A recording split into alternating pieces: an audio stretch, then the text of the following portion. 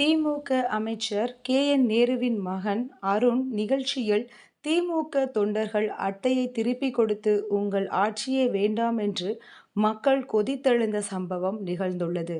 வாரிசு அரசியலை முன்னிறுத்தி தன் மகனை அரசியலில் இறக்கும் நோக்கத்துடன் நேருவின் மகன் அருணின் தலைமையில் பொதுமக்களுக்கு வேஷ்டி சேலை வழங்கும் நிகழ்ச்சி நடைபெற்றது.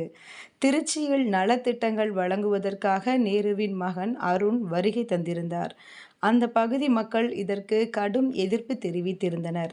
சாக்கடை அடைத்துக் கொண்டு நாற்றத்தால் வெளியில் வர முடியாமலும் சுகாதார சீர்கேடுகளையும் உருவாக்கி வருகிறது. இது குறித்து புகார் கொடுத்தால் யாரும் நடவடிக்கை எடுக்க முன்வரவில்லை என்று அந்த பகுதி மக்கள் குற்றம் சாட்டினர். அத்தோடு தங்கள் திமுக உறுப்பினர் அட்டைகளை கொண்டு வந்து அருண் நேருவிடமே கொடுத்து சென்றுள்ளனர். தொடர்ந்து திமுக தொண்டர்கள் அந்த பகுதி மக்களையும் மீடியாக்களையும் தகாத வார்த்தைகளால் திட்டியும் மிரட்டவும் செய்துள்ளனர். தொடர்ந்து அரசு பணியில் இல்லாத நேருவின் மகன் அரசு பேருந்தை கொடியசைத்து துவக்கி வைத்ததும் கவனிக்கத்தக்கது. மேலும் இந்த குளறுபடியால் அதிருப்தி அடைந்த அருண் நேரு வீட்டிற்கு கிளம்பிவிட்டார். அரசியலில் இறக்கும் முதல் முயற்சியே தோல்வியில் அடைந்ததால் கே.என். நேரு அதிருப்தியுடன் காணப்பட்டார் என்பதும் கவனிக்கத்தக்கது.